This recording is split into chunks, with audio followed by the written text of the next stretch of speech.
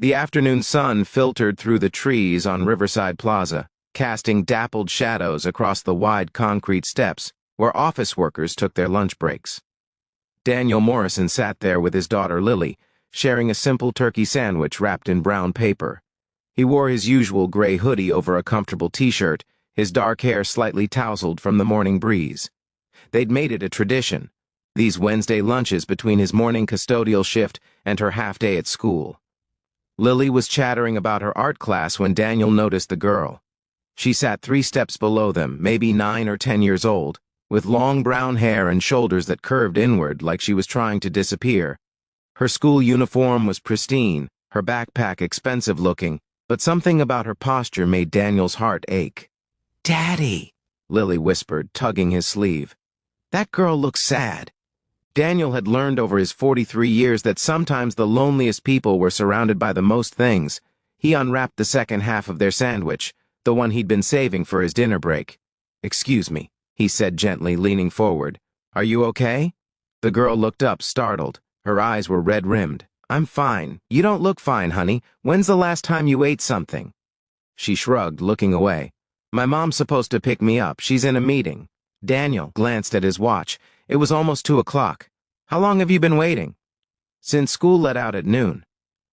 Without a word, Daniel stood and walked down to her step, holding out half the sandwich. "Here. You can't think straight on an empty stomach. My mother used to tell me that." The girl stared at the sandwich like it was a puzzle she couldn't solve. "I can't take your lunch. Already ate my half. This was extra. It wasn't true, but it was kind, and Daniel had long ago learned the difference between facts and truth. Lily scooted down to join them, her own honest face breaking into a smile. "It's really good. Daddy makes the best sandwiches. He cuts them diagonal because it tastes better that way." The girl's lip trembled, and she took the sandwich with both hands. "Thank you," she whispered. "I'm Daniel. This is my daughter, Lily. What's your name?" "Sophie." They sat together on those sun-warmed steps, 3 people who'd been strangers moments before. Sophie ate slowly, like she was savoring more than just the food. Daniel didn't ask questions. He'd learned that lonely people didn't need interrogation. They needed presence.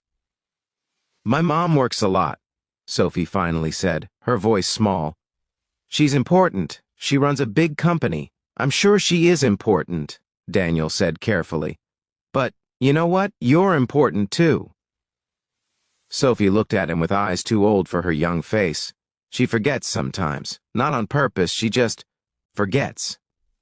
Daniel felt that familiar weight in his chest, the one he'd carried since his wife passed 5 years ago, the weight of trying to be enough, of knowing you sometimes fell short. "Being a parent is the hardest job in the world," he said softly. "We mess up, all of us, but that doesn't mean we don't love with everything we have." Behind them, unnoticed, a woman stood frozen on the plaza. Catherine Reynolds wore her signature white blazer over a lavender blouse, her brown leather bag clutched in her hand. She'd run from her office building, heart pounding, phone in hand with security alerts about her daughter's school reporting Sophie hadn't been picked up. And here was her baby, sitting on public steps, eating a sandwich from a stranger because her mother had lost track of time in a merger negotiation. Catherine's first instinct was to rush forward, to explain, to apologize.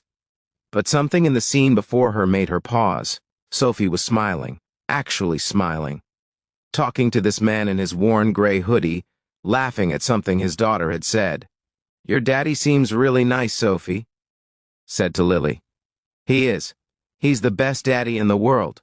Sometimes we have picnics for dinner right in our living room because he says happiness doesn't need a fancy restaurant." Daniel caught sight of Catherine then, standing there with her hand pressed to her throat. Their eyes met, and he saw everything in her face, the guilt, the fear, the exhaustion of trying to hold too much at once. He stood slowly, gently. "Sophie, I think someone's here for you." Sophie turned and saw her mother. Something complicated crossed her face, relief mixed with resignation. "Mom." Catherine walked forward on unsteady legs, her polished heels clicking against the concrete. "Sophie, sweetheart, I'm so sorry. I got caught in a meeting, and I lost track of time and... It's okay, Mom. Sophie's voice was quiet, practiced at forgiveness. But it wasn't okay, and Catherine knew it. She looked at Daniel, this stranger who'd shown her daughter more kindness than she'd managed all week. Thank you for staying with her.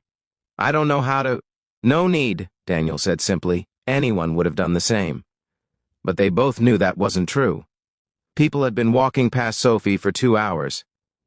Catherine knelt down to her daughter's level, not caring that her expensive slacks were pressing against the dusty concrete. Sophie, I'm sorry. Really, truly sorry. You deserve better than this. Sophie's eyes filled with tears.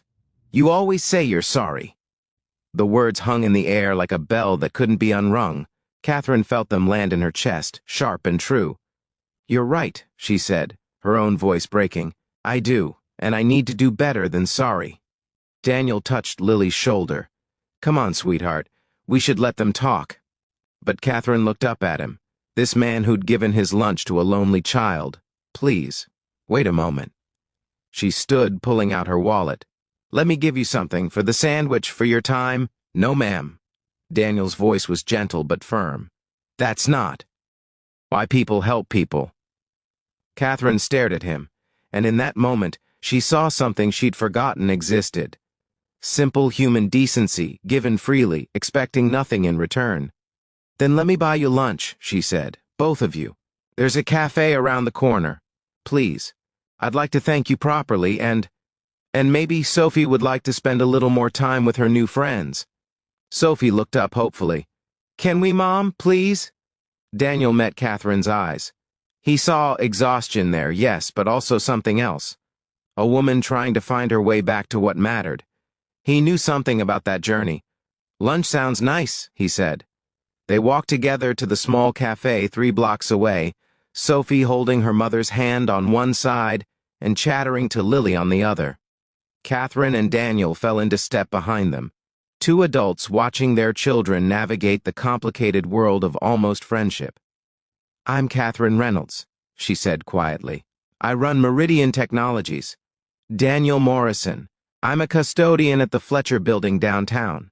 She glanced at him, surprised by his directness. Most people added qualifiers, made excuses for honest work. How long have you been doing that? 5 years, since my wife died. Needed something with steady hours so I could raise Lily. I'm sorry about your wife. Thank you, and I'm sorry about whatever is pulling you in so many directions you can't get to your daughter on time. Catherine felt tears prick her eyes. When was the last time someone had acknowledged her struggle without judgment? It's not an excuse. No, but it's a reason. There's a difference. Over sandwiches and soup, the 4 of them talked. Sophie told her mother about school. Really told her, not just the surface details she usually offered. Lily shared stories about their weekend adventures, the small joys of a life lived simply, and Catherine found herself relaxing in a way she hadn't in years, listening to this man who seemed to have figured out what she'd lost somewhere along the way. How do you do it? She asked Daniel when the girls had run off to look at the cafe's fish tank. Balance everything? Daniel smiled, a little sadly. I don't balance it, Catherine. I choose it. Every day. I choose Lily. Some days that means my house is a mess.